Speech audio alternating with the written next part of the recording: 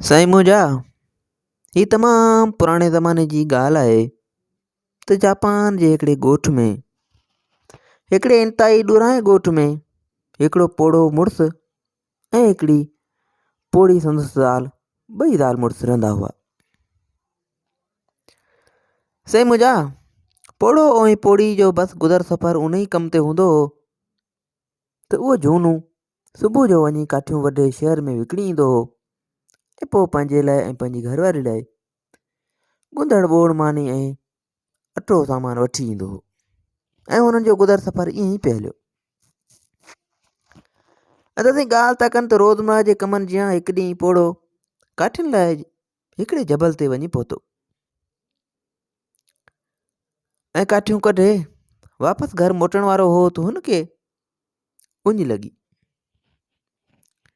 जॾहिं हुनखे उञ लॻी त हुन ॾिठो त हाणे आबशार हलनि पिया, सो पाणी ढुकड़ो हितां ई पी वठां। पोइ साईं हू हुतां पाणी ढुकड़ो पी घर ॾे मोटी रवानो थियो। ते मुंहिंजा उहो झूनो काठियूं किथे विकिणी सिधो घर आयो। जॾहिं घर आयो त हुनजी ज़ाल हुनखे सुञाणे न सघी, बल्कि हुनजी ज़ाल खां रड़ निकिरी वियो त ए केरु आहीं ओपरा मर्द, मुंहिंजे घर में तूं घिड़ी आयो आहीं, हिते ई पीरा केरु मुड़ुसु आहीं। हू साईं झूनी ज़ाल पंहिंजे मुड़ुस खे उन करे न सुञाणे सघी जो हू हुनजो मुड़ुसु वेंदे वक़्तु त हुन जहिड़ो 70-80 सालनि जो पोड़ो हो, पर हींअर हू साॻी हमरा हिकिड़ो जवान लॻी रहियो हो। हुनजो पोड़ो मुड़ुसु हुनजी ज़ाल ॾिठो त कपिड़नि में त हू साॻियो आहे जेको हुनजो मुड़ुसु सुबुह जो पायो हो, कपिड़ा त साॻिया आहिनि, पर ही झूनो 30 सालनि जो जवान थी वियो आहे, इहो कीअं थियो आहे।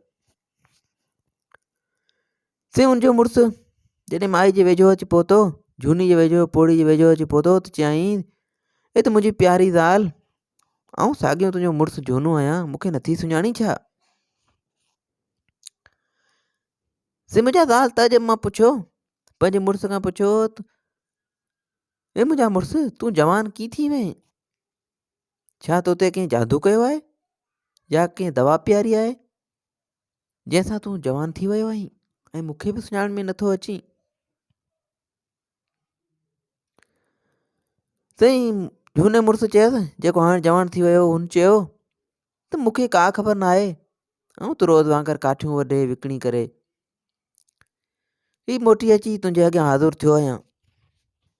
पोड़े चयसि जेको हाणे जवान थी चुको हो, हुन ॿुधायो त हा अलबत् अॼु मूंखे उञ लॻी हुई, सो रस्ते ते वहंदड़ हिकु आबशार मां ॿ 4 पाणी जा ढुक ज़रूरु पीता अथमि, बाक़ी ॿियो मूं ते को बि कंहिं बि जादू नाहे कयो, न ई आउं कंहिंसां मिलियो आहियां ऐं न ई केॾांहुं वियो आहियां।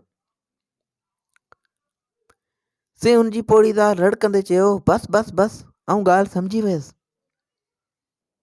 इहो सॼो कमाल उन आबे हयात जो आहे जंहिंजे पीअण सां माण्हू जवान थियो वञे। मूंखे बि उनजो ॾस ॾे ॿुधा त आउं बि उहो पी जवान थी अचां। साईं मुंहिंजा माइनि जी त तव्हांखे ख़बर हूंदी आहे, तक़रीबन 50 खां 60% औरतूं परमचड़ियूं हूंदियूं आहिनि, ॿियनि जी ॻाल्हियुनि ते यकदमि लॻी वेंदियूं आहिनि ऐं ॿिए खे ॾिसंदियूं आहिनि त चाहींदियूं आहिनि त असां बि ईअं ई करियूं ऐं हुन जहिड़ा थी वञूं। से मुंहिंजा मुड़ुसु चयोसि त ईअं कोन हूंदो, छॾे इन ॻाल्हियुनि खे, भला हाणे अच त पाण वेही मानी रोटलो खायूं। पर साईं हुनजी ज़ाल ज़िद ते लही आई, चवे न, तूं जवान थी आयो वहीं, आउं बि जवान थींदसि ऐं मूंखे ॾस पता ॾे तूं कहिड़े जबल ते वियो हुईं ऐं किथां कहिड़े आबशार मां पाणी जा ढुकड़ा पी आयो आहीं। से मुंहिंजा कहाणी हितां ई ज़बरदस्त आहे, कहाणी मुकमल ॾिसिजो ऐं जेकॾहिं चैनल ते न हुयो त चैनल खे सब्सक्राइब कंदा ऐं जेकॾहिं फेसबुक पेज ते ही वीडियो ॾिसो पिया त लाइक कमेंट ऐं शेयर करणु न विसारिजो।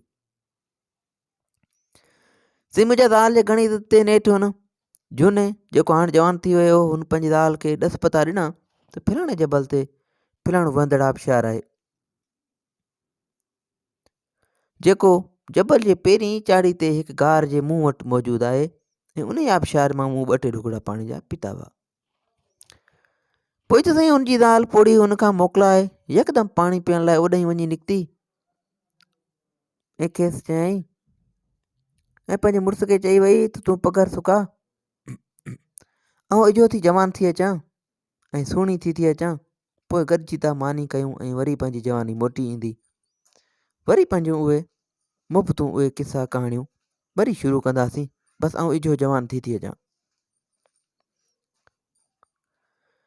ऐं साईं मुंहिंजा पोइ त साईं उहा पौड़ी उतां रवानी थी ऐं हुनजे मुड़ुस खे ज़ाल जो इंतज़ारु हो त ज़ाल कॾहिं थी मोटे। माई साईं उतां वई सो काफ़ी देरि लॻाए छॾियईं।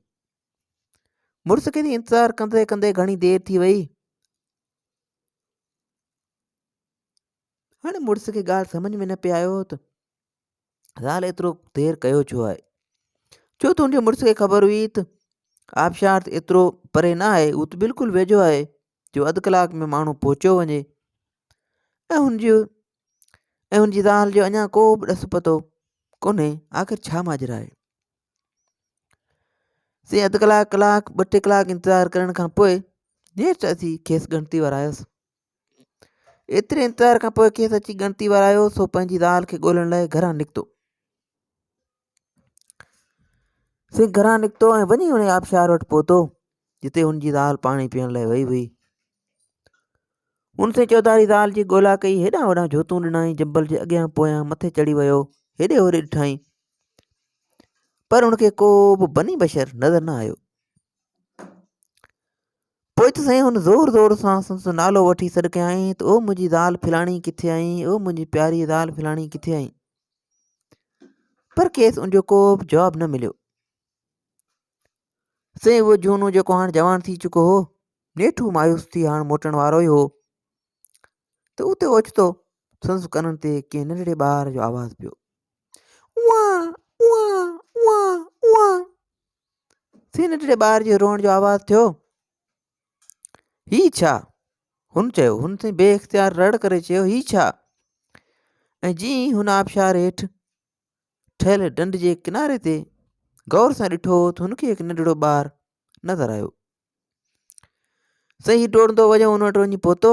जॾहिं ही वेझो वञी पहुतो त हिन ॾिठो छा ॾिसे, ॾिठाई त ही उहा साल खनि जी छोकिरी आहे ऐं ही ॿिए कंहिंजो ॿारु न पर बिल्कुलु बि संदसि ज़ाल हुई। से मुंहिंजा ही ॿिए कंहिंजो ॿारु न पर संदसि ज़ाल हुई जेका हाणे साल खनि जो ॿारु थी वई हुई। पोइ साईं हुन झूने खे जेको हाणे जवान हो हुनखे ॻाल्हि सम्झ में अची वई त दरअसल लालच जी सज़ा ईअं ई मिलंदी आहे। दरअसल हू पोड़ी औरत लालच में अची घणो पाणी पी वई हुई। हुन सम्झो त हू 16-17 सालनि जी नंढी छोकिरी थी पवंदी, पर माॻई घणो पाणी पीअण जे करे हू नंढड़ो ॿारु थी पई। मुड़ुस खे ॾाढो अफ़सोस थियो त हाणे खेसि केरु रधे पचाए खाराईंदो। हाणे त माॻई हिन खे खाराइणो पइजी वियसि। ऐं पोइ हुन ॿार खे कच्छ में खणी अची पंहिंजे घर निकितो ऐं पंहिंजी नंढड़ी ज़ाल खे हाणे जेका साल खनि जी थी वई हुई उनखे वरी पाण नंढड़नि बचड़नि वग़ैरह संभालणु लॻो। ऐं साईं मुंहिंजा लालच जो नतीजो ईअं ई निकिरणो हूंदो आहे। बुरे जो नतीजो बुरो हूंदो आहे, लालच जो नतीजो हमेशह ख़राबु निकिरंदो आहे। सो साईं उन पोड़ी औरत बि लालच में अची पंहिंजी पोड़ाप ते विञाई, पंहिंजी जवानी ते विञाई, पर माॻे नंढपण में वई हली। सो साईं हीअ हुई अॼु जी कहाणी। वधीक इन क़िस्म जूं कहाणियूं किसा ॿुधण जे लाइ असांजी यूट्यूब चैनल खे सब्सक्राइब कंदा ऐं फेसबुक पेज खे फॉलो कंदा। दुआनि में यादि रखिजो। अल्लाह हाफ़िज़।